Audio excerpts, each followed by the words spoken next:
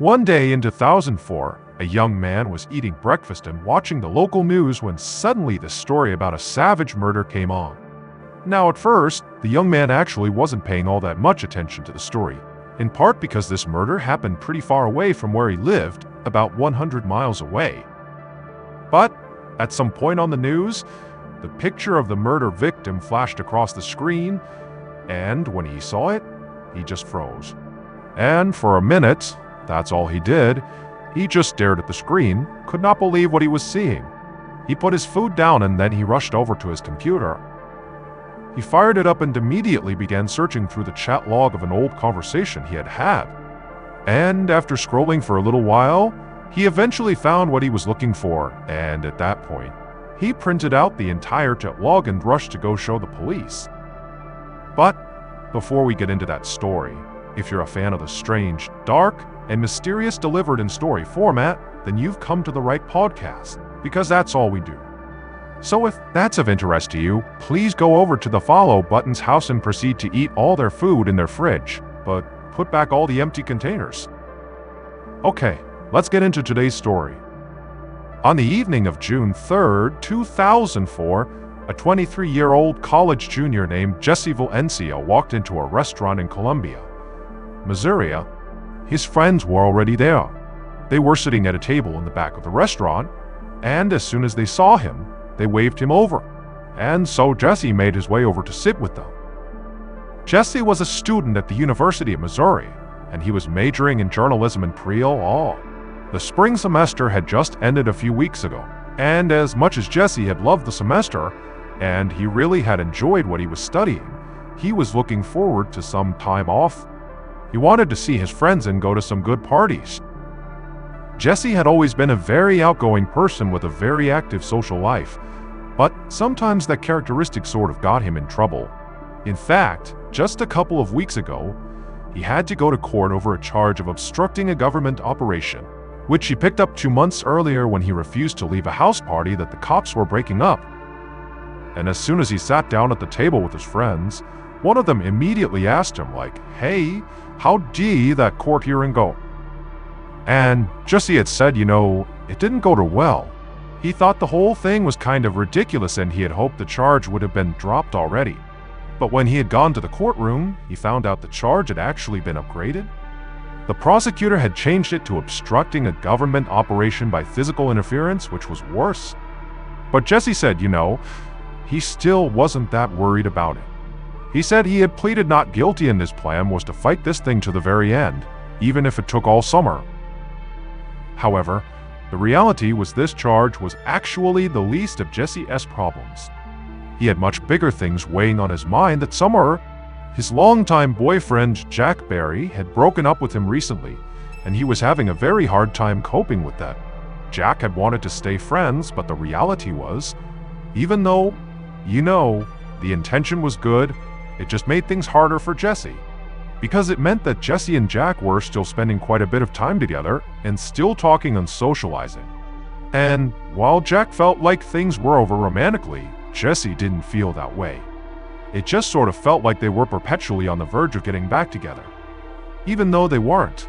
And then whenever Jesse would try to talk to Jack about, maybe trying to make things work again, Jack would immediately just turn him down.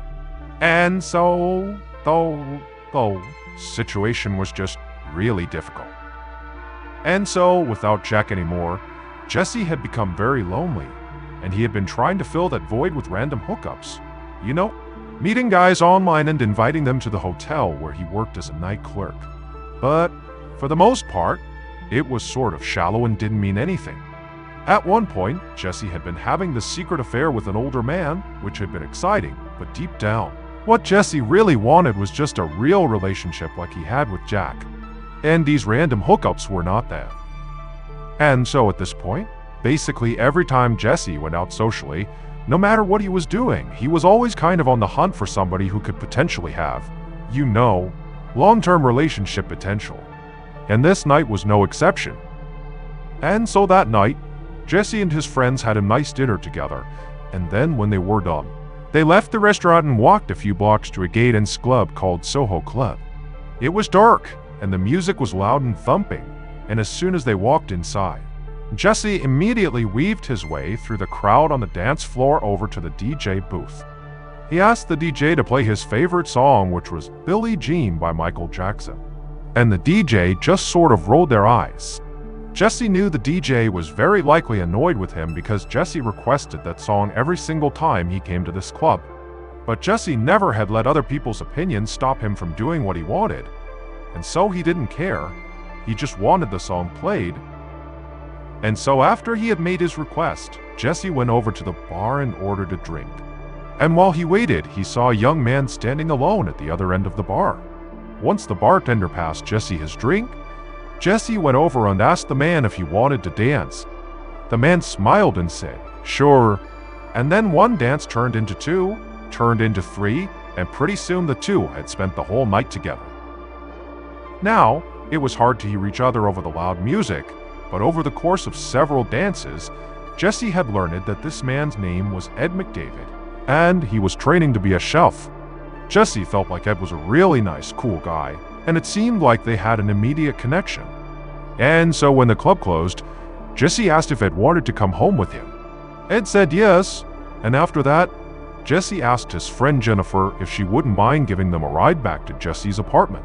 She said of course, and so shortly after that, the trio left the club, they got in Jennifer's car, and they drove back to Jesse's apartment. And when Jesse and Ed got out, Jennifer said, "Hey, tomorrow night I'm having a party at my place. You two should come by." And Jesse, he turned to Ed and kind of winked at him and said, "Yeah, hopefully, we'll both be there." And then Jennifer drove off. After Jennifer had driven off, Jesse walked Ed down the stairs to his very run-down basement apartment. And as soon as they went inside, Ed saw the sea of all these history books stacked all over the living room. It would turn out Jesse was really into ancient Greek history. And so Ed began walking around opening up all these old history books. And as Ed did, Jesse began regaling him with, tales of the Battle of Thermopylae. How the Spartans were outnumbered and how they prevailed, and talking about Zeus and the ancient Greek gods. And just kind of going off on all the stuff that Jesse really enjoyed about, ancient Greek history. And Ed, as he listened to it, just said, I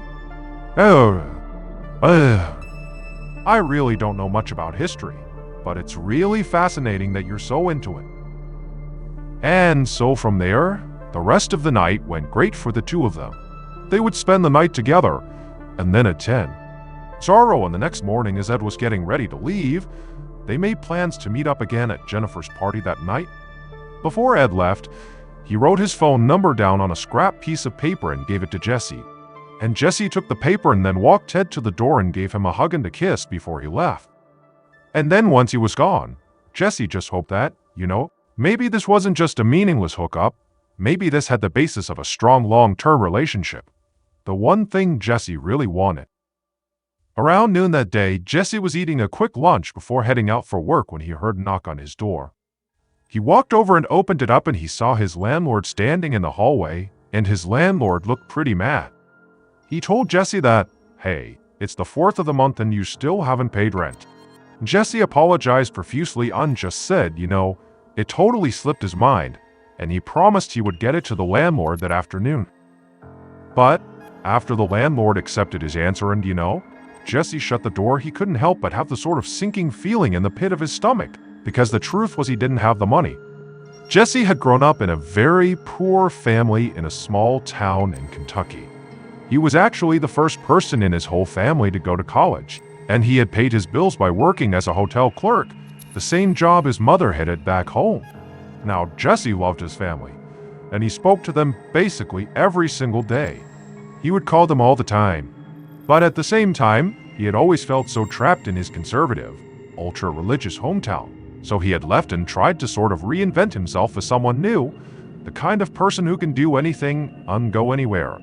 And so, even though he had done that, it would turn out that making real money was something that he just hadn't quite figured out yet. Before Jesse left for work that afternoon, he scrounged up all the cash he could find, but it still wasn't enough to make rent. He dropped the cash in the landlord's mailbox anyway with a note promising, he would get the rest of it together in a couple of weeks. Then he walked to his job at the campus inn and spent an uneventful evening behind the front desk, counting down the hours until the end of his shift. And as soon as the end of his shift came, when the clock struck 11, 0 p.m., he bolted home and immediately changed clothes before heading out to Jennifer's party, where he was supposed to meet his new love interest, Ed McDavid. However, when Jesse walked into that party, he didn't see Ed. He did a lap around the apartment checking every room, but he wasn't there. And so Jesse just grabbed a beer out of the fridge and began chatting with Jennifer while he waited. But after a while, he checked his watch and realized that either Ed was running really late or he just was not coming. So, trying to tell himself that it was not quite time to be disappointed. Maybe there was an explanation here. Jesse went outside and called the phone number that Ed had written down on that piece of paper that morning. Now, this phone number was for a landline phone, and so, Jesse, he punched it in and he listened. And it rang for a few beats and then somebody picked up. And it was a guy, but it was not Ed. It was somebody whose name was Mark Butler. And, Jesse had never heard of this guy, and he asked, where's Ed? And Mark explained that he was Ed's roommate, and that actually Ed was asleep right now. He had to work in the morning, and so he had decided actually not to go to Jennifer's party, He just wanted to sleep. Now, as Mark was telling him this, Jesse was trying to make sense of, okay, is Mark like Ed's boyfriend or something? Are they together or are they just roommates? And also, Jesse couldn't help but feel like Mark clearly did not want to be talking to Jesse right now. It was pretty clear in his tone that he was trying to just get off the phone.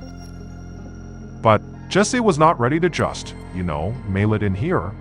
He wanted to see Ed, and so he told Mark, well, hold on a minute. Can you please go wake him up? I need to talk to him. And at first Mark was like, no, he's asleep. He has work in the morning. He does not want me waking him up. But Jesse was relentless and just begged Mark to please, just for a second, put him on the phone. And eventually Mark relented. About a minute later, a very groggy-sounding Ed hopped on the phone. And as soon as Jesse heard his voice, he was so excited and he basically pitched Ted hard he should not go to bed and come out to this party, and that he really wanted to see him. And also, hey, bring your friend Mark too, that was fine. Now, it's not really clear if Ed was excited about this idea, but he would eventually say, fine, I'll come out and meet you and I will bring Mark. When they got there, Mark would only stay at Jennifer's party for a little while before he headed out on his own. But Ed and Jesse, they would stick around until about 2:00 a.m. At that point, they would leave Jennifer's house and go to another party across the street. At around 3:00 a.m. though, Ed said he really did have to get going. It was so late, he had to get up in the morning he had to go. And so at this point, Jesse understood that this was reasonable, and so he walked him out to the sidewalk and then asked him if, hey, do you want to come over to my place? But Ed said, no, really? I have to get home. I have to go to bed. However, before Ed did finally leave, the two of them would make plans to see each other in just a couple of days. After Ed had taken off, Jesse wandered across the street to say goodbye to Jennifer, and then after that, he began making the walk to his own apartment. And as he was making the short walk to his own place, he began to think that he didn't want to go home alone. If Ed didn't want to come over, well, he was going to find somebody else who would dance. And so his first thought was to call his ex, Jack. And so Jesse called Jack a few times, and when Jack did not pick up after all, it's 3:00 in the morning, and they are no longer in a relationship. It's sort of reasonable that he wouldn't, But at that point, Jesse still wanted to see him. And so he walked a few blocks out of his way to make an actual stop at Jack's apartment. Jesse went right up to the door and banged on it, but nobody came to the door. Jack didn't answer. At this point, Jesse began to wonder if, maybe Jack's out with somebody else right now, and he suddenly felt so jealous. Or worse, maybe Jack is here and he knows I'm here, but he doesn't want to see me and he's ignoring me. After a couple of minutes of standing there and knocking a few more times and still not hearing anything from Jack, Jesse finally gave up and stumbled back to his own apartment. Drunken, lonely, and a bit heartbroken, Jesse finally stepped foot inside his apartment and shut the door behind him at about 3:00 a.m. However, right after he'd gotten undressed and flopped down on his bed, he heard a knock at the front door at 2:00 p.m. the following day. So Saturday, June 5th, 2004, a college student walked out of an apartment just down the street from Jesse's building, and they were carrying a backpack and a cooler. His friends had just pulled into the parking lot and they were about to head out for a weekend trip to St. Louis. But while he was loading his stuff into the trunk, he noticed somebody lying in the grass nearby wearing nothing but a pair of running shorts.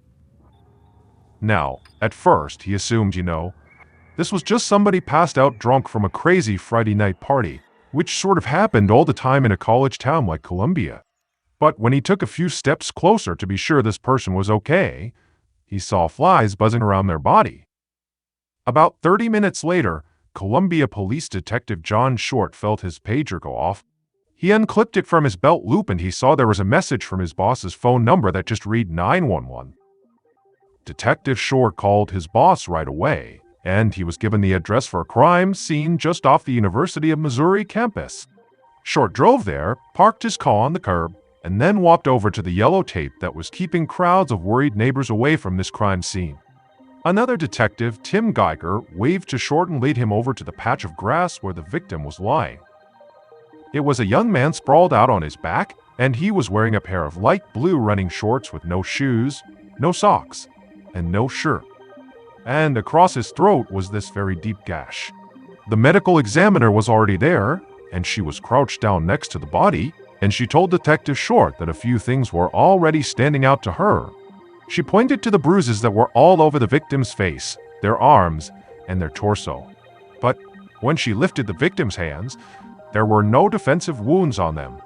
She told Short that that was pretty unusual for a knife attack, where the victims usually got their hands up, trying to defend themselves, and as a result, they got their hands cut up. She also pointed out that the blood had run down both sides of the victim's neck and pooled under his body. But there was no blood at all on the front of his body, which meant he was probably lying down right there in the grass when his throat actually got cut. Finally, the medical examiner pulled back the victim's eyelids and showed Short the hemorrhaging in his eyes, which they both knew was typically a sign of strangulation. And so, putting it all together, Short theorized that, the victim's killer had likely choked him out and then laid him on the grass and then slit his throat while he was laying there unconscious, unable to defend himself. The detective looked down at his victim's bare feet and noticed they were covered in dirt, like he had been running at some point outside. Short doubted that the encounter between his victim and the killer began on the lawn where the body was found, and now he just wondered if maybe there had been some sort of a chase here and that this was just where the killer had finally caught up to the victim. But since there was no id on the victim, Short had no idea who he was or he'd been running from. And so Short stood up and stepped away from the body so crime scene techs could load it into a body bag dag. Just then, another squad car pulled up and more officers got out. Sergeant Kenneth Smith and Officer Stephen Rios. Rios was the beat cop who typically patrolled this neighborhood, so another sergeant on scene had radioed for him to come over and see if maybe he could help identify the victim. And so at this point, Short told the crime scene techs to go ahead and unzip the body bag and let Officer Rios take a look. And Rios came over and he looked inside, and after a second, he said that he did recognize this young man. He said it was a college kid that he'd actually arrested at a house party just a couple of months ago. He said his name was Jesse Valencia. And so, less than an hour into his investigation, Detective Short now had a name for his victim and some pretty good guesses about how his victim was killed. His next task was figuring out who might have wanted Jesse Valencia dead. So, Short looked up Jesse's address and he found his apartment building was only a block away. So he walked over there and, while the forensics team went inside the apartment to look for evidence, an officer was posted outside the building to make sure no one came or went until the crime scene was officially clear. Short walked into the building and headed down the stairs to Jesse's unit. And there, the crime scene tech, who was dusting the doorway for prints, told him that when they arrived, the door was actually already open. And so Short went inside the actual unit and began looking around.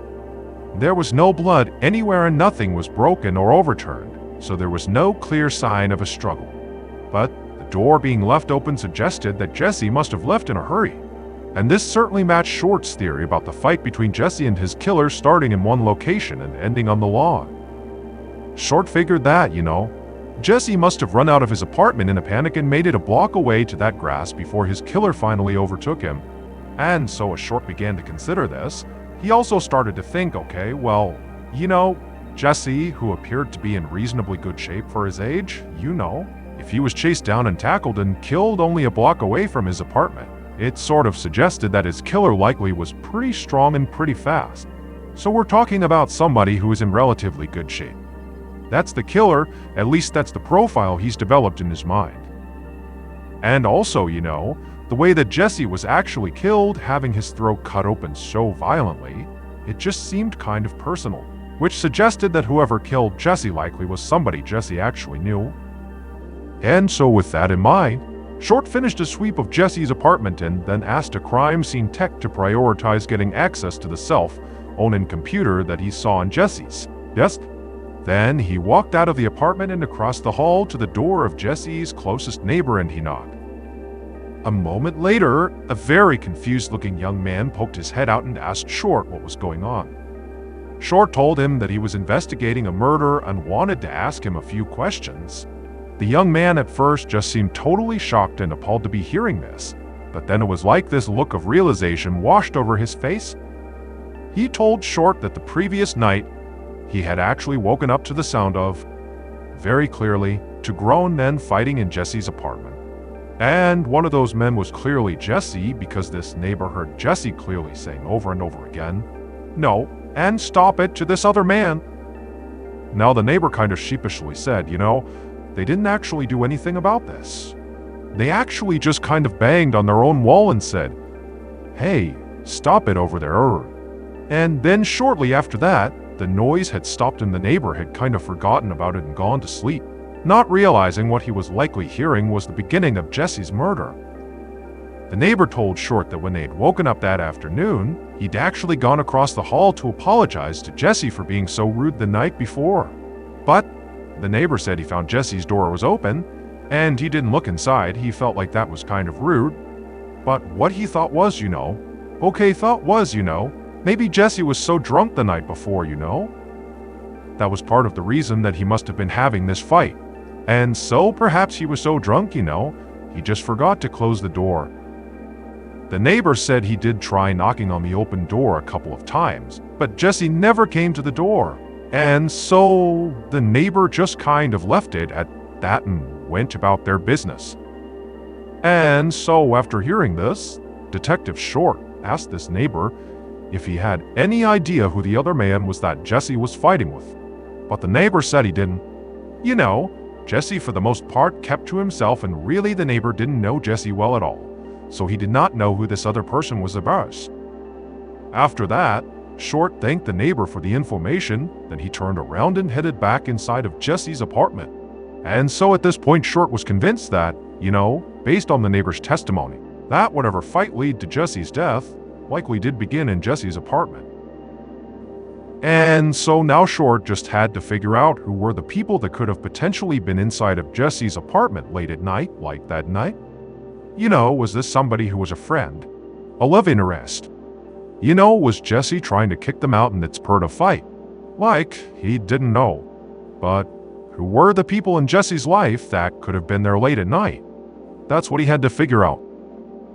And luckily, at that very moment, one of the crime scene techs had Jesse's cell phone and he was holding it in the air like he had found something. Now they wouldn't be able to do a full phone dump until they got it back to the station, and they hadn't even touched the laptop yet, but they had gotten access to Jesse's call logs.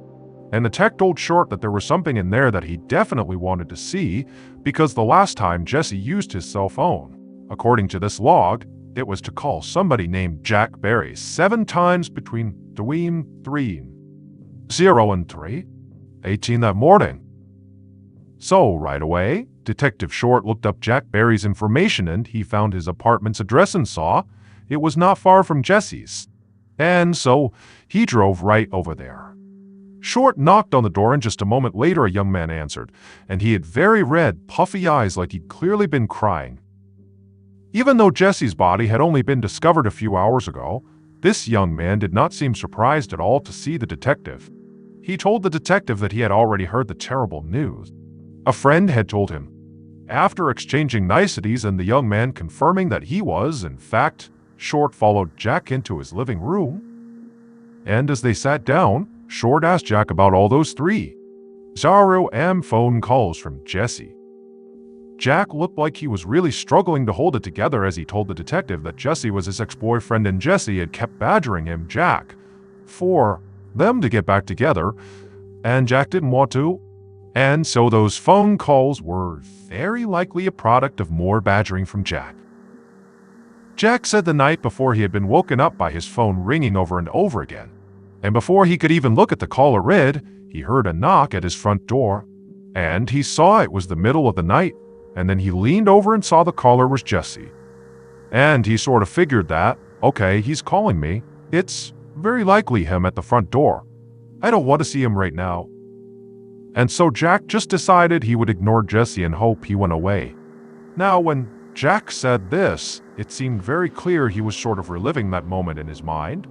Like, maybe if he had let Jesse in or engaged with him in some way, maybe Jesse would still be alive. That was sort of the insinuation.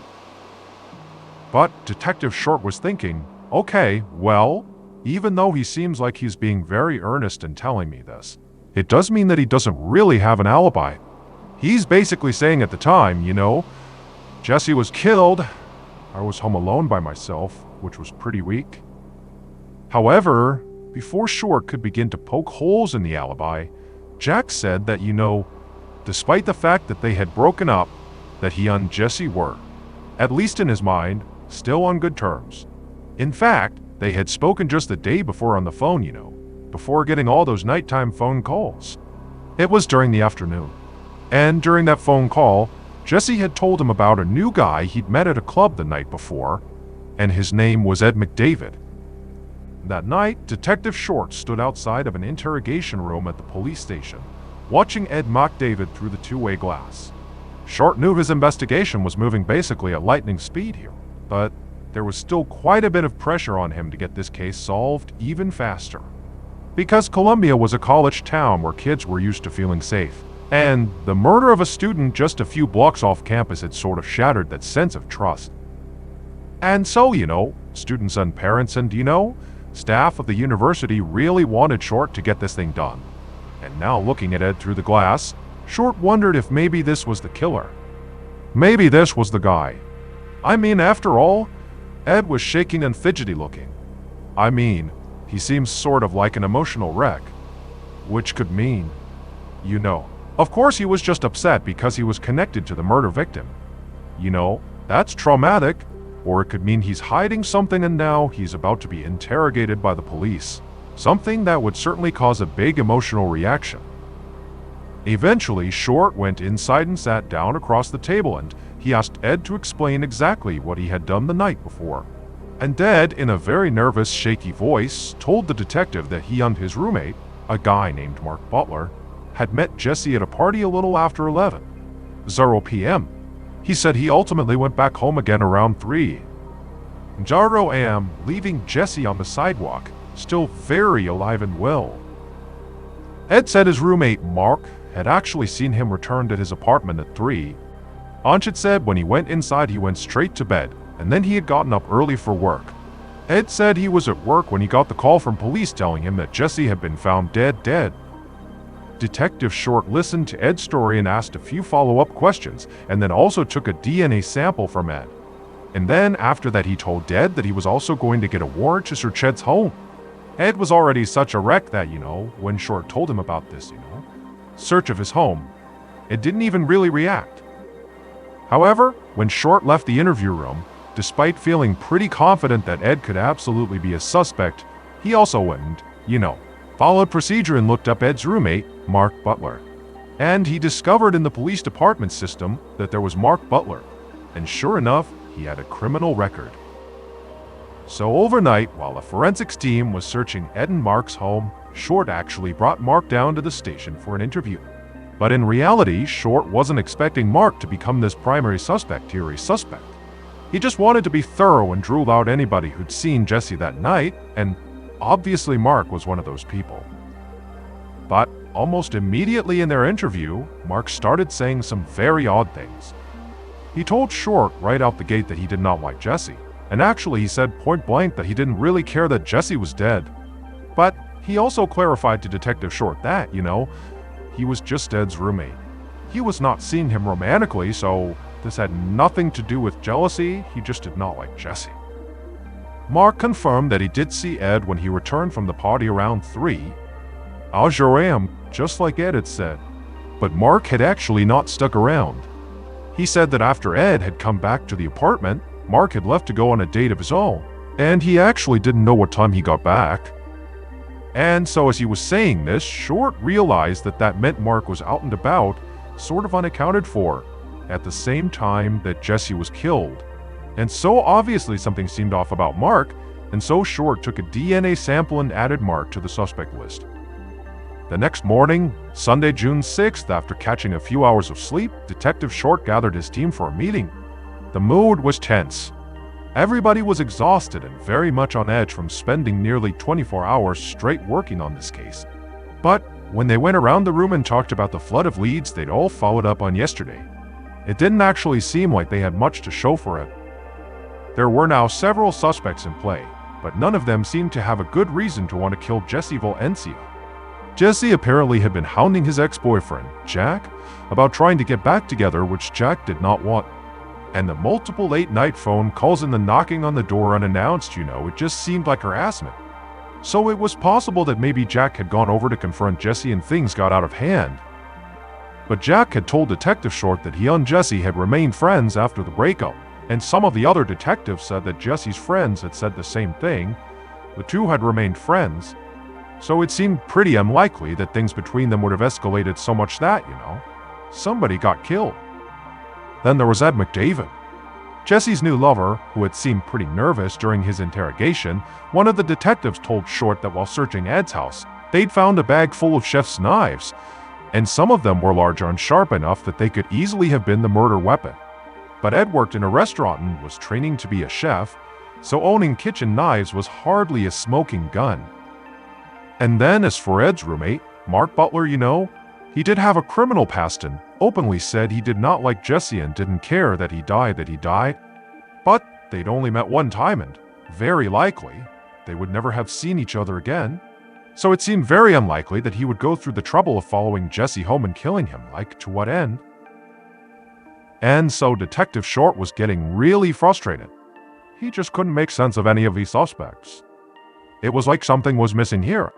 And so he turned to two of his detectives, Jeff Westbrook and Barbara Cook, and told them to go to some local bars that Jesse frequented and just sort of ask around about Jesse, in case there were other leads that they had not uncovered yet. However, right after Detective Short walked out of that meeting that morning, another detective ran up to him and pulled him into a quiet corner and told him a tip had just come in, and it was so sensitive that they were going to have to keep it under wraps, even amongst the investigators. The detective told Short that a friend of Jesse's who lived in St. Louis had called the tip in through Crime Stoppers. He said that he and Jesse chatted online all the time, and that Jesse at one point had told him about a secret affair he was having with an older man, and this older man was actually an officer in the Columbia Police Department. Later that day, so this is Sunday, June 6th, 2004. 2 days after Jesse was killed, Detective Short sat at his desk flipping through printouts of all these online chat logs. And these logs showed conversations between Jesse and the friend of his who had called in the tip that Jesse was having this affair with an officer from Short's own police department. In the chats, Jesse wrote all about this relationship. Jesse had seemed to find it pretty exciting at first, having this police officer come by in uniform and carrying on these secret meetups in the middle of the night. But recently Jesse had begun to suspect that this police officer was married, and this made Jesse furious. He had told his friend in the chat log that he wasn't going to be someone's other woman. However, to Short's frustration, Jesse never actually named the officer that he was having this affair with it. He only ever referred to him as Columbia's finest. And so whoever this mystery cop was, Detective Short thought they were the most likely suspect because, unlike Jesse's other lovers, this officer had something to lose if this relationship went south. If Jesse told anybody about this affair, well, the police officer's career could be on the line, because they clearly work airing on this totally illicit affair while on duty. You know, well, that's not okay, and then also, they were using their position and power potentially to actually land this relationship. And then also on top of that, the police officer's marriage would likely be destroyed. But Short also knew that he had to move very carefully here because now he was investigating his own department, which meant that the killer could literally be in the room with him at any time. And so, as he walked through the office to refill his coffee, Short found himself scanning the face of every officer he passed, and he realized there wasn't a single person here he could actually trust. Short brought all the files on Jesse's case into his office, and then he told his secretary to find him a roster of the department's entire staff. Then he locked the door, sat at his desk, and pulled out the records on Jesse's friends who had been interviewed already, and he went down the list himself, calling each and every one of them to dig for more information. Quite a few of them said that Jesse had told them about this cop he was sleeping with, and one of them remembered Jesse referring to this officer as Just Anderson. And so, when Short's secretary came back with the staff roster, Short began looking through it and he discovered, out of the 200 officers in the entire department, there were only 2 officers that had the name Anderson, Brad Anderson and Ted Anderson. And so, the next step was trying to figure out if either of them had a connection to Jesse Valencia.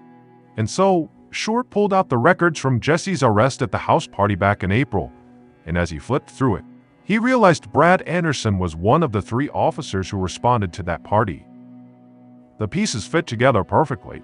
Jesse and Brad Anderson, the police officer, would have met around the same time that Jesse began messaging his friend in St. Louis about the secret affair with a cop.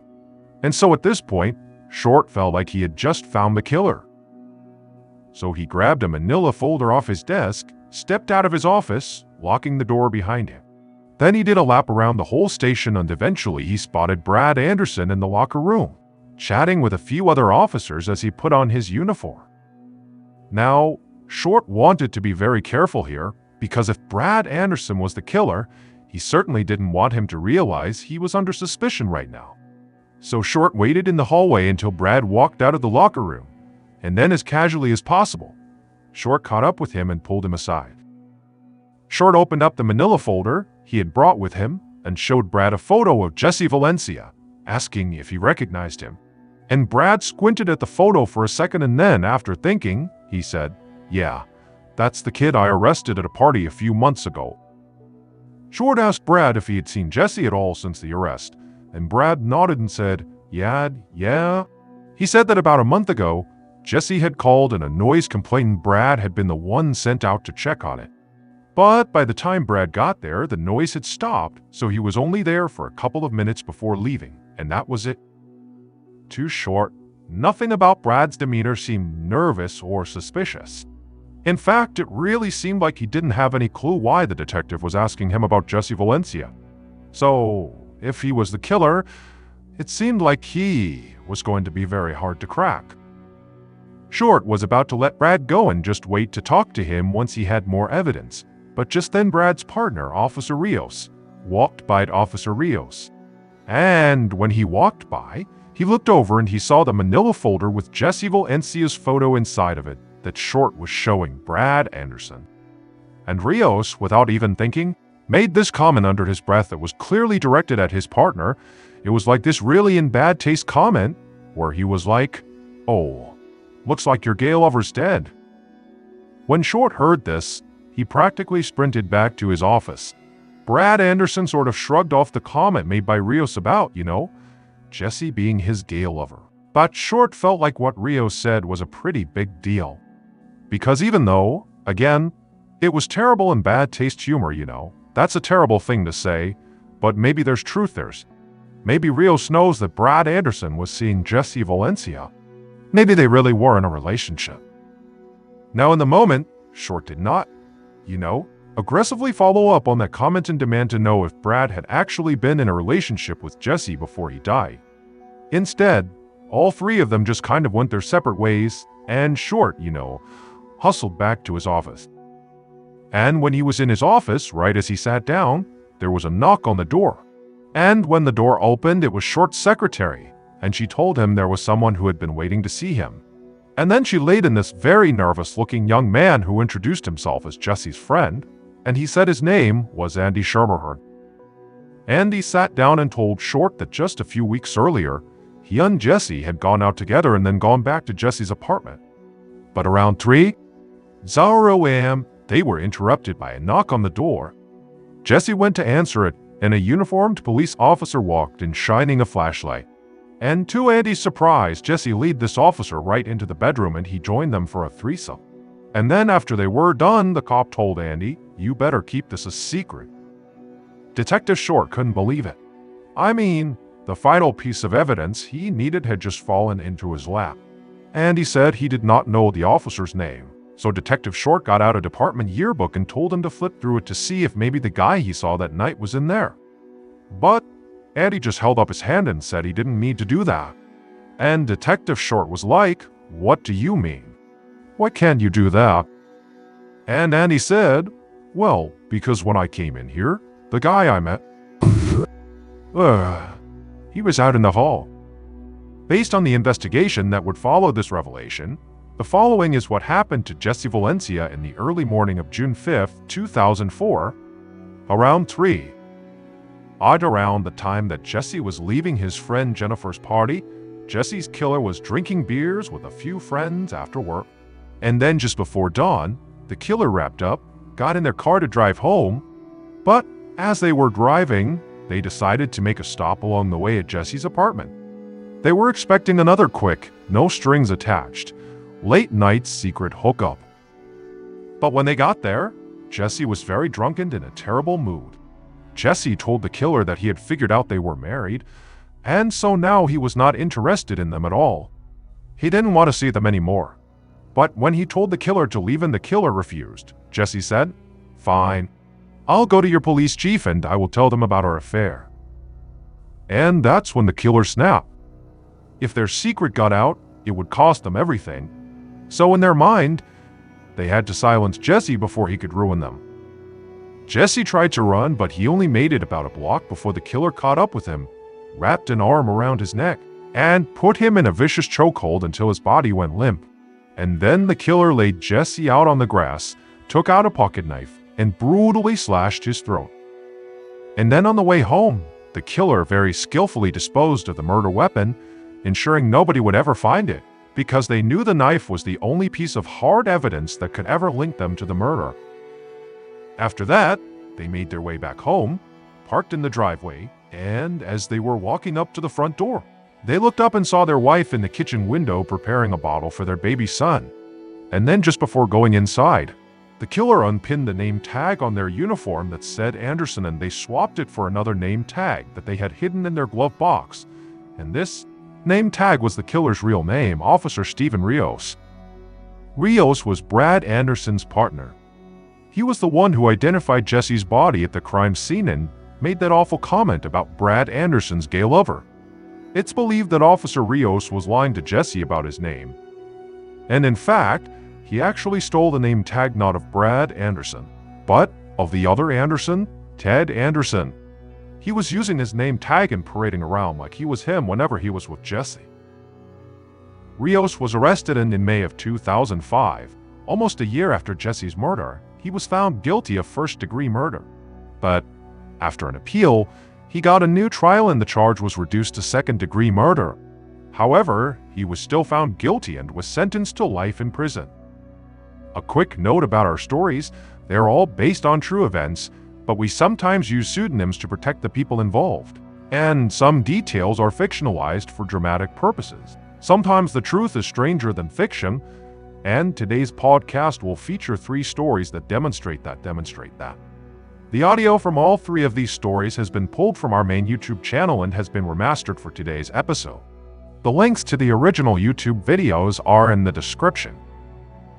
The first story you'll hear is called Don't Mess with Doug, and it's about a criminal who picks the wrong house.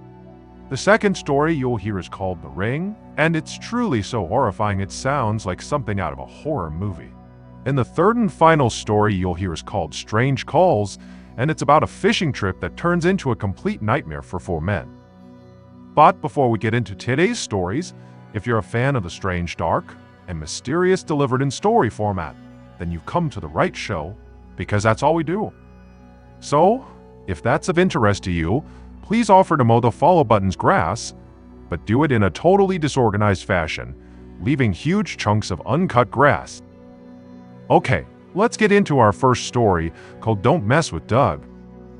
Around midnight on September 3rd, 1986, Doug Wells and his wife Kristen were pulling onto their street in western Montana when they noticed a camper parked in front of their house. Neither of them recognized the camper, and so when they pulled into their driveway, Doug got out and walked over and looked inside to see if anyone was in there. And there was a man sleeping in the front seat. Doug didn't wake him up. Instead, he went back to his wife. They talked about it, and they decided that this man must have just randomly parked in front of their house and that most likely, the next day he would leave. And so, the couple went inside their house and they began getting ready for bed. At some point, Doug rounded up all the trash inside of the house and was going to bring it outside to put into the trash bin. And when he went outside, standing in his front lawn is the same guy who was just sleeping inside of the camper. And so Doug very cautiously goes down the front steps and he yells out to this guy and says, "What are you doing here?" And immediately, the man put his hands up and said he meant no harm. He said his name was Wayne Nance, and he actually worked with Doug's wife, Kristen, at the furniture store in town. Wayne went on to say that he happened to be driving down their street earlier that day and he spotted someone standing outside one of their windows looking in their house. And he knew it was Kristen's house, and he looked in their driveway and he saw that Kristen wasn't home, and it looked like nobody was home. And so he decided he would just park out front and try to scare off this person and wait for Kristen to get back.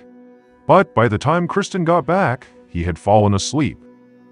Doug was totally caught off guard by this whole situation.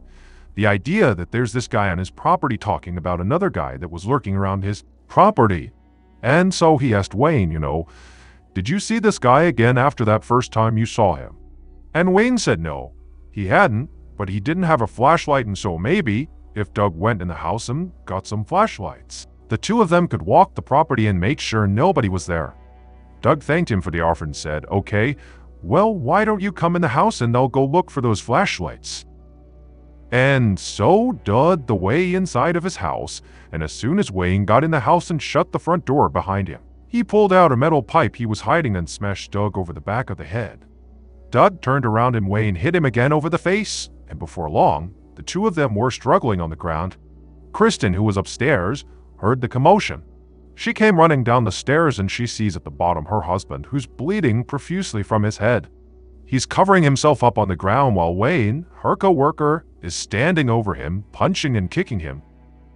Before Kristen could do anything, Wayne noticed her up on the stairs, and he drew a pistol and aimed it at her and told her to come down here and tie up your husband's arms and legs.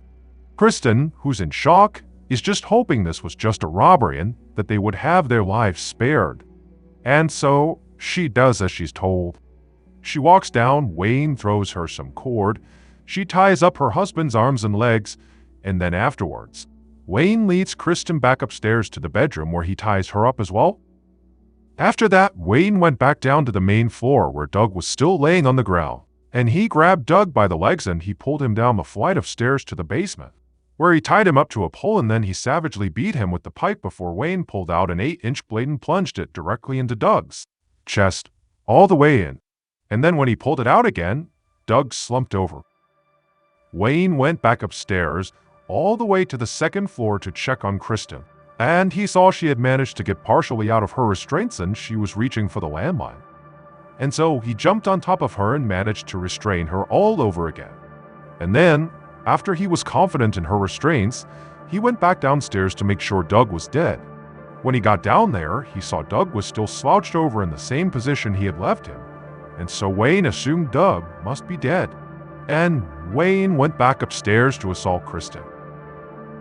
But Wayne was wrong, Doug wasn't dead. And after Wayne went upstairs that second time, Doug, despite his horrific head and chest injuries, managed to wriggle out of his restraints and then hobbled over to a workbench where he had a rifle laying out because Doug was actually a gunsmith.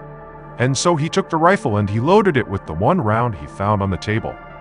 Then he walked over to the base of the stairs, he raised his rifle, and he made his way up to the main floor. He didn't come in contact with Wayne, and he looked around the first floor. He didn't see him, and he heard his wife screaming upstairs. So he made his way to the next set of stairs and began walking up with his rifle raised. At the top of the stairs to the second floor, there was a hallway that ran right and left out of sight. And so as Doug is making his way up, he can hear off to the left, out of view, his wife screaming in the bedroom. And he can hear the sound of very heavy footsteps running down the hall towards the landing where he is. And so Doug positioned himself in the stairwell. He took aim about chest height with his rifle, and he waited for their attacker to show himself. And so as soon as Wayne came flying around the corner with his knife in his hand, Doug just fired one shot that struck him right in the stomach. Wayne fell backwards, totally shocked at what had just happened. He began to stagger, and Doug, meanwhile, turned his rifle around like a baseball bat because he didn't have any more rounds. He just starts walking down the hall, smashing Wayne as Wayne continues to stumble and fall and try to run away from Doug. And finally, he gets away from Doug, charges into the bedroom where Kristen is, and he grabs his pistol and he turns around and he fires 3 shots towards the door where Doug is now standing. And Doug, he's unfazed. One round hits him in the leg, the other to miss. He doesn't care. He just walks up to Wayne and begins bashing his head in with the back of this rifle. He hits him so many times that the butt stock of the rifle explodes and the metal of the rifle bends like an L. And at some point, Wayne drops the gun because he's getting viciously beaten on by Doug and his rifle, and Doug sees them. He grabs the pistol and he fires the remaining rounds into Wayne's head. Police and paramedics would show up shortly thereafter, and Doug, Kristen, and their attacker Wayne were all rushed to the hospital. Doug and Kristen would make full recoveries. As for Wayne, he would die the following day from his injuries. After the incident, the police investigated Wayne Nance to see who this guy was, and they discovered that almost certainly he had been a serial killer that was connected to at least 6 cold case murders from 1974 to 1996.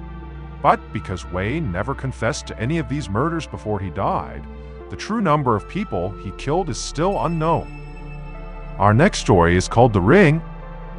In May of 2011, 27-year-old Michalina Lewandowska was surprised when she got a text message from her on-again, off-again boyfriend, 27-year-old Marcin Kasperzakat.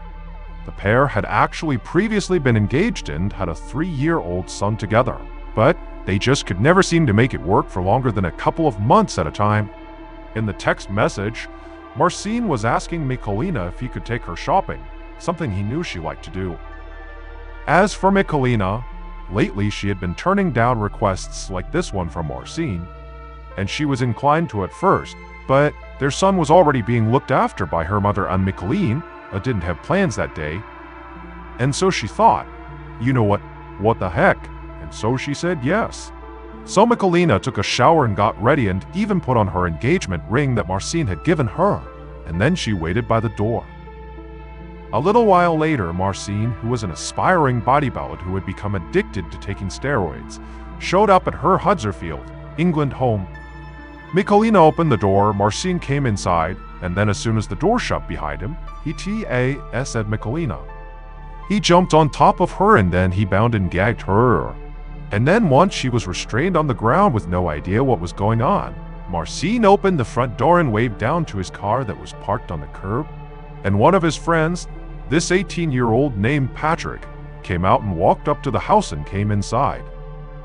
And then Patrick and Marcin worked together to cram Michalina into this small, rugged cardboard box. And then once she was forced inside of there, they closed it up, taped it shut, and then brought the box down to the front of the house and put it into Marcin's trunk. And then Marcin and Patrick hopped in the front seats of the car and drove off. Once they reached the outskirts of town, They parked in a parking lot right next to this huge forest, and from there they took the box with Michalina inside of it and 2 shovels and walked into the woods. And at some point, they left the path and walked way away from where anybody would normally be, until they felt like they were far enough away that no one would see them. And at that point, they put Michalina down, and then, using their shovels, they dug a grave. Once it was deep enough, they put Michalina in her box inside of the grave, and then they covered her back up with dirt and then put a 90-pound log on top of her. And then the 2 of them just walked away, leaving Michalina to die in the box.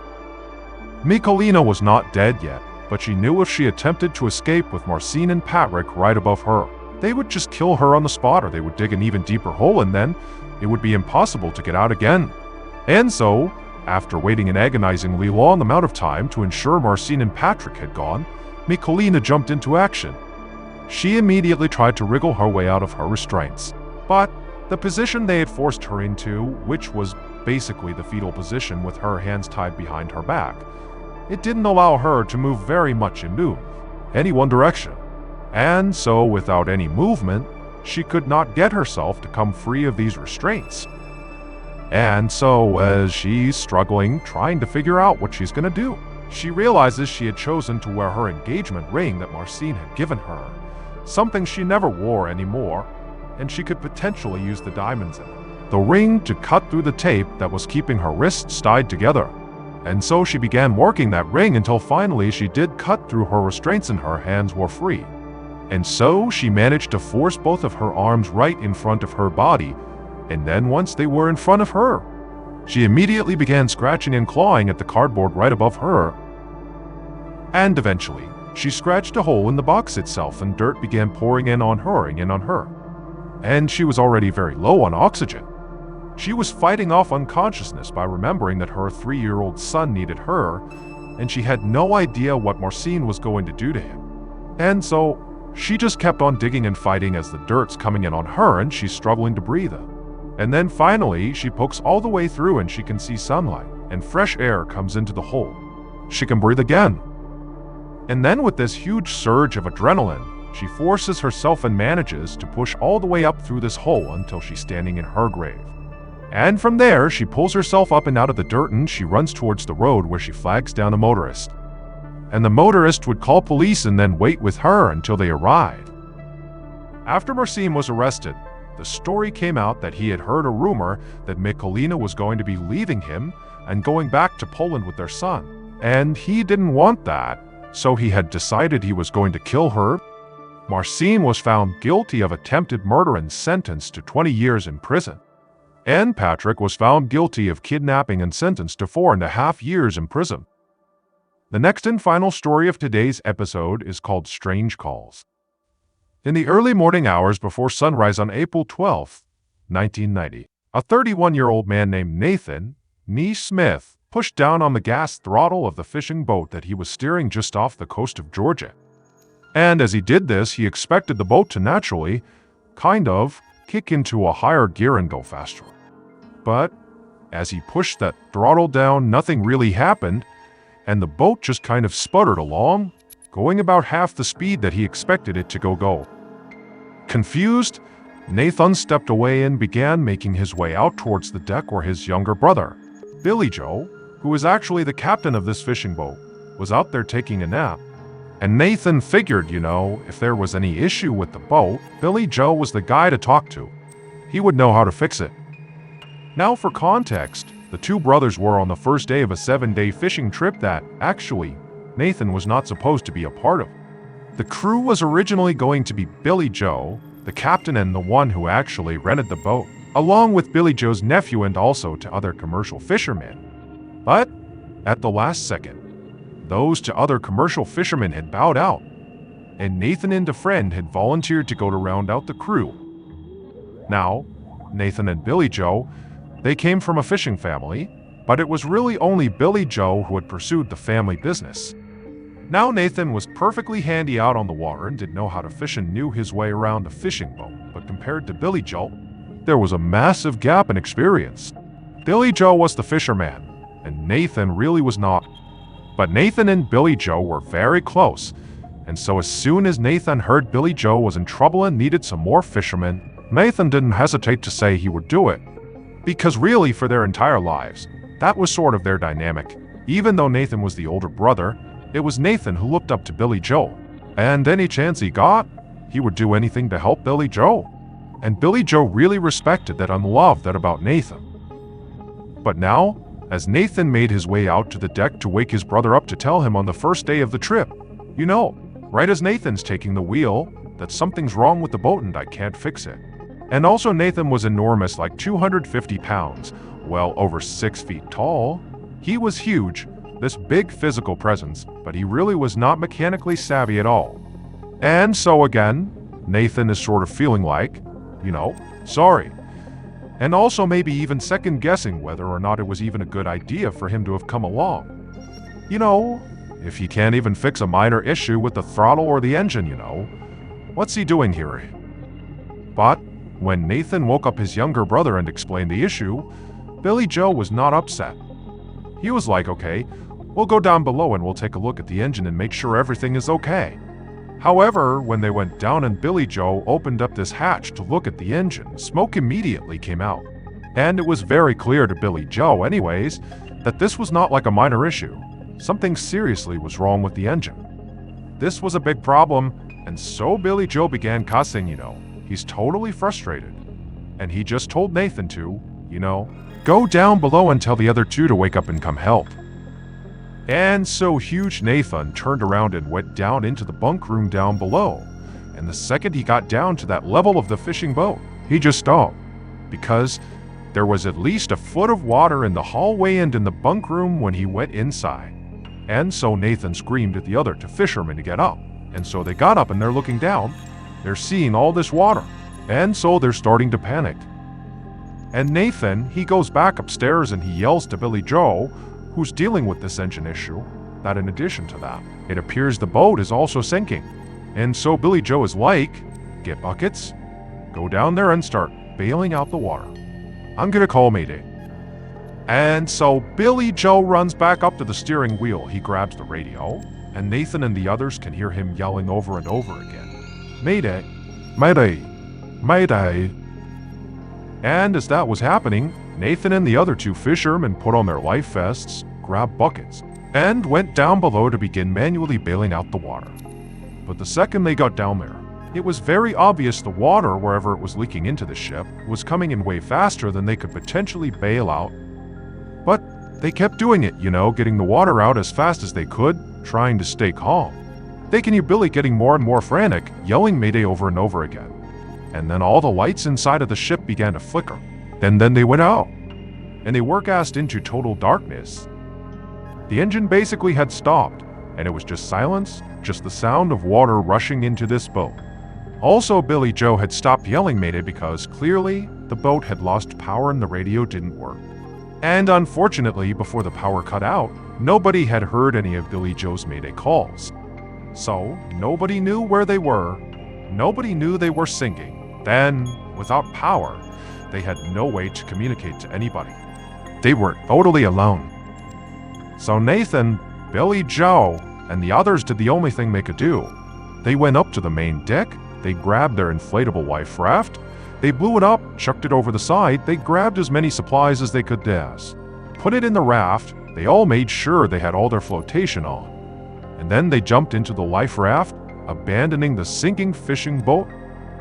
Now, once all 4 men were safely inside of this life raft, they were not as panicked as you might think they would be, because they had put enough food and water in this raft to last them at least several days.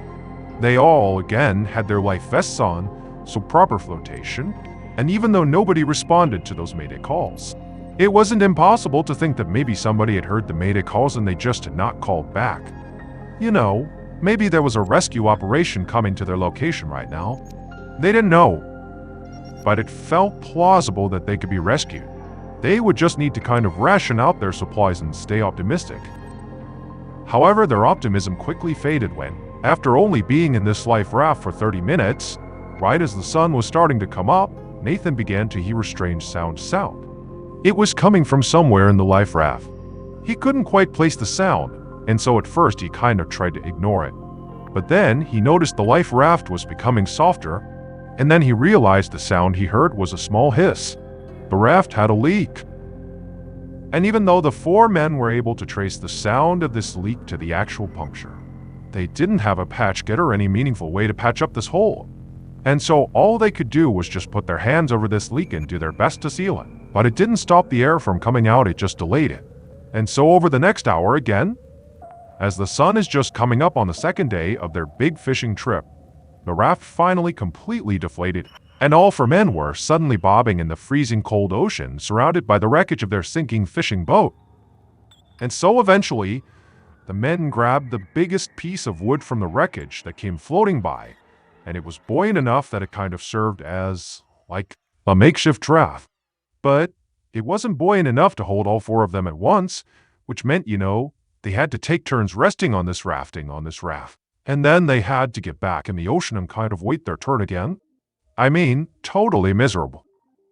And as this was happening, they just stared at the hull of their sinking fishing boat that was still poking up out of the ocean, just drift farther and farther away from them, because the current was pretty strong. And as they watched their ship just kind of disappear into the distance and they're just kind of drifting out into the middle of the ocean, they were all just stunned into silence. They could not believe how this had happened and so quickly. And also, what were they going to do? I mean, they're in the worst possible situation here. It just didn't seem possible that they could actually survive this. Now for reference, even though the men had salvaged a lot of their food and water from the sinking life raft and they had their flotation devices on, that didn't protect them from hypothermia. It wouldn't matter if it was super warm outside. What mattered is the ocean was really cold. And because they couldn't stay on that raft, they had to keep cycling through, going back in the ocean over and over again. It was just a matter of time before they would get hypothermia. And sometimes hypothermia can kick in just a couple of hours. I mean, we're not talking days here. This is going to be quick. And all these guys knew that. And so as these men were forced to have these really morbid discussions around who's going to stay in the water and who's going to stay on the raft, Nathan made a drastic decision.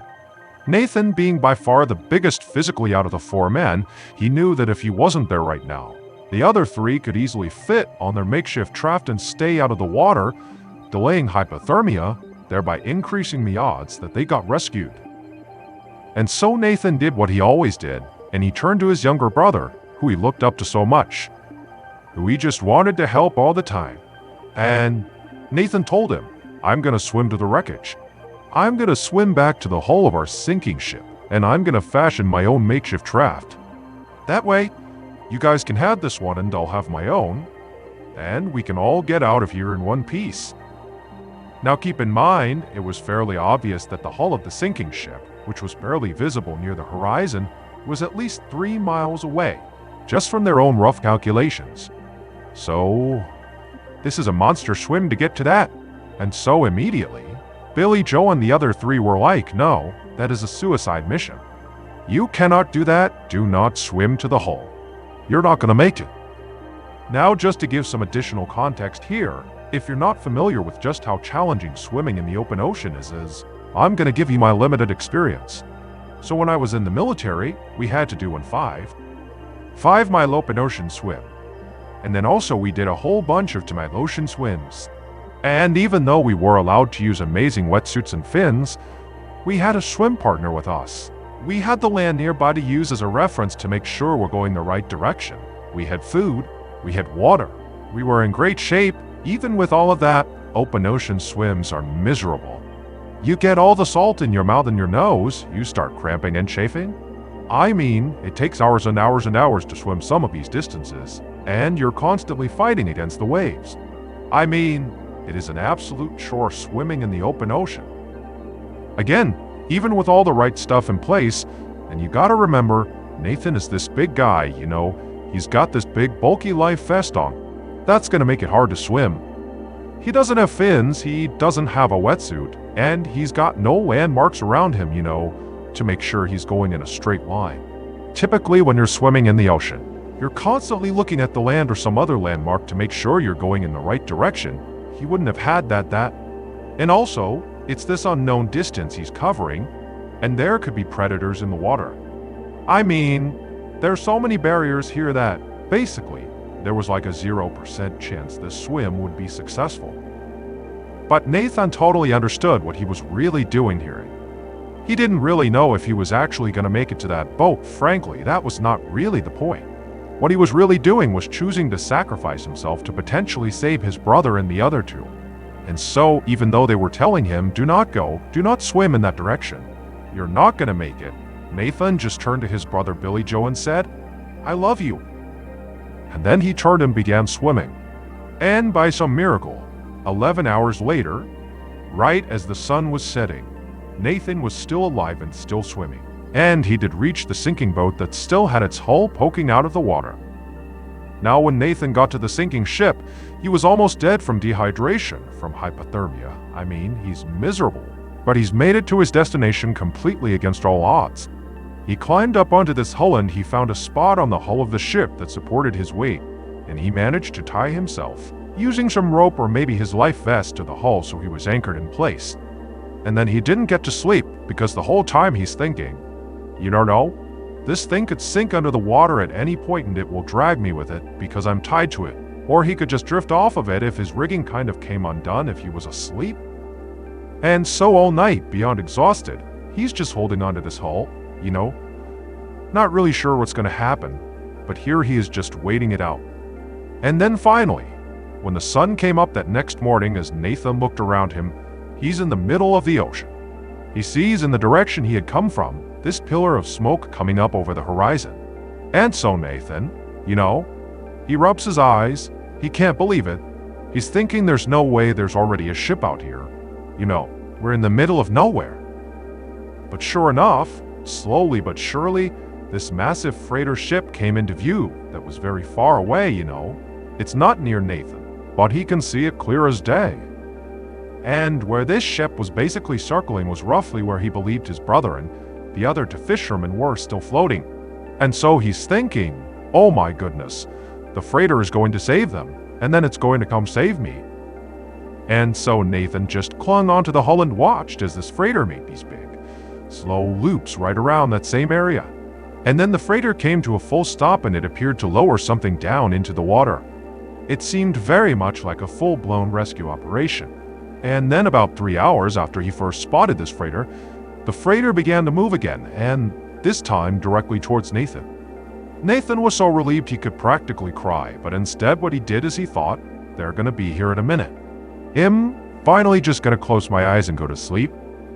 And so he put his head down on the hull, looked one more time at the freighter, and then closed his eyes. Now, Nathan would be rescued, but it would not be by that huge freighter ship. Nathan eventually had opened his eyes after closing them for a second, and he saw this freighter that had been coming straight for him. At some point it kind of deviated and gone in the wrong direction, and then vanished over the horizon, never to be seen again. And it would take 3 more days before a separate ship happened to find Nathan. They scooped him up and they rescued him. But even though Nathan had been really crushed when that freighter had gone the wrong way, he held on to this idea that, you know, that freighter had clearly rescued his brother and the other two fishermen. And certainly, even if they couldn't find him, they would go back and they would tell the authorities that Nathan is out there. You know, he swam back to the hull of the ship. We gotta go find him. And so certainly a rescue effort would be on the way. And it was true, a rescue boat had come out and found Nathan. So everything seemed to be tracking. And when Nathan woke up inside of his hospital room back on land, his friends and family were all by his bedside. And HES looking around, he can't believe he survived. And the first thing he asks is, how's my brother? How are the other two fishermen? And why didn't that freighter pick me up too? And at this, all the people in the room just kind of looked at Nathan with a very confused look on their face. And eventually they asked him a question that made Nathan burst out in tears. They said, what freighter? It would turn out Billy Joe and the other two fishermen were still missing at this point, and nobody had heard a thing about some big freighter in the area. As far as anybody knew, at least in Nathan's family, that freighter ship did not exist. The search for Billy Joe and the remaining 2 crew members went on for weeks and weeks. And while the active search out on the ocean was going on, the Coast Guard and police were searching through every record they could possibly find of basically any ship that was even roughly in the area where Nathan and the others had been. But despite looking everywhere, there was basically no sign that any ship of any kind had been there, beyond the rescue operation that eventually scooped up Nathan. And so again, it seemed very likely that that freighter ship didn't exist.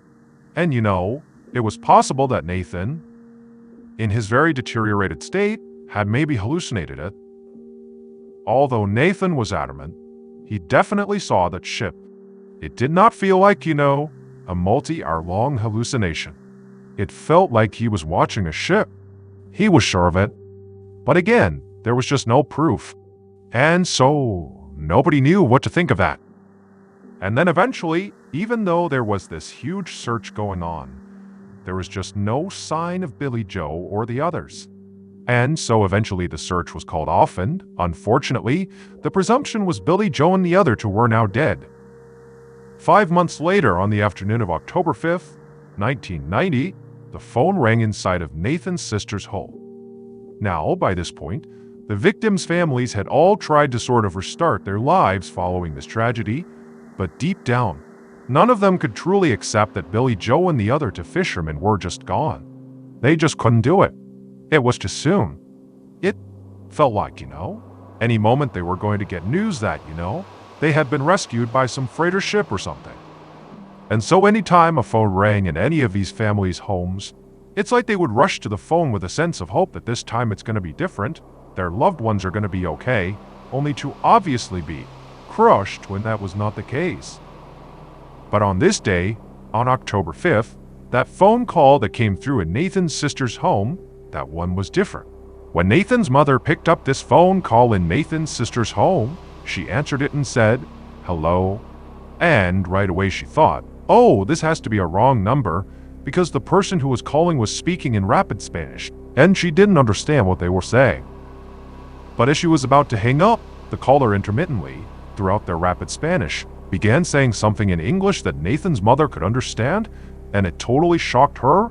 The caller kept saying Nathan's sister's name over and over again, followed by Nathan's sister's phone number, like on repeat.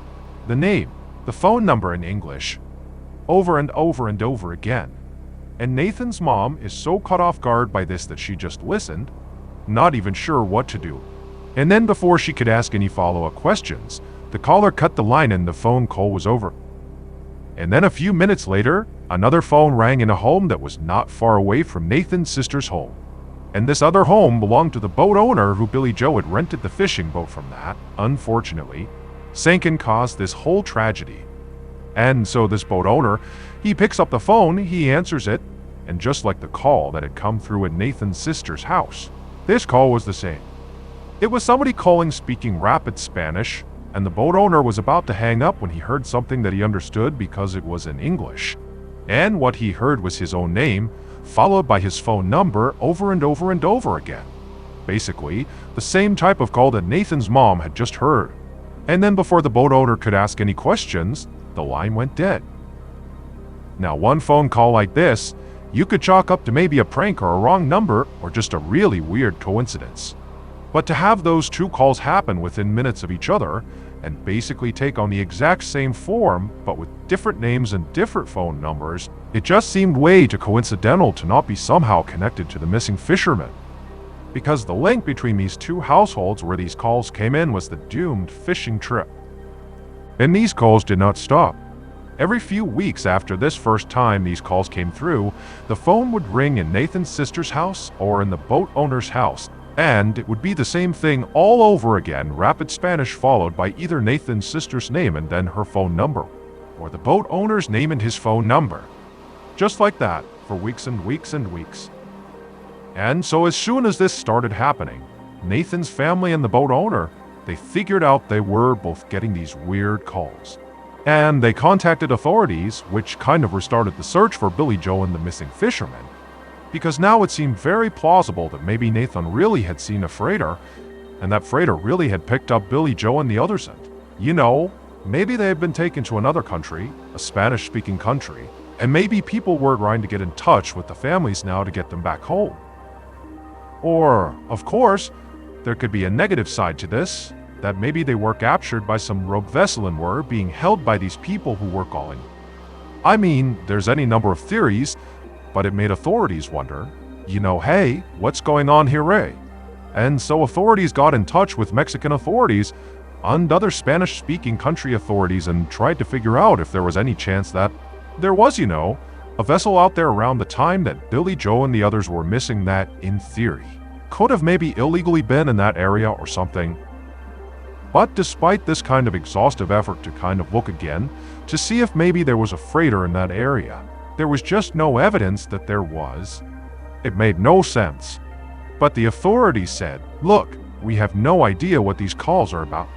We still do not think that freighter, or any ship that even resembled a freighter, was out there. We still believe that Billy Joe and the others are dead.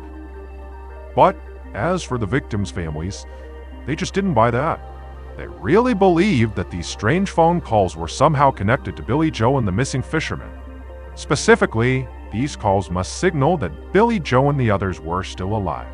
They just had no evidence to support that. That is, until March 6, 1991. So almost a year after the doomed fishing vessel sank and Billy Joe and the others went missing, on that day, the phone rang inside of Nathan's sister's home and she answered it. And it was the voice who spoke in rapid Spanish, but this time they spoke in perfect English. And all they said was, "I'm bringing him home." And then the line went dead. Nathan's sister screamed and she yelled for her husband to call police. They contacted the authorities, and again it kind of brought back to life the search for Billy Joe and the missing fisherman.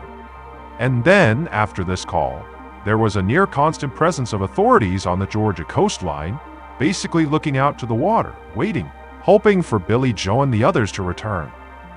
But, unfortunately, they never did. And following that last phone call, where the caller spoke in perfect English and said, "I'm bringing him home," after that, the call stopped. And so to this day, no one has ever been able to actually figure out what happened to Billy Joe and the other fishermen. They are presumed dead at this point. But there's this one nagging question that surrounds the whole story, and that is, what did Nathan see? Was that actually a freighter picking up Billy Joe and the others? And if so, what did they do with them? Or was Nathan just hallucinating? It's entirely possible, but Nathan has always said he knows what he saw, and that was not a hallucination. As for the families of the victims, they still firmly believe that their loved ones are still out there, and someday they will come back home. And the families just hope they're alive long enough to be there for the reunion.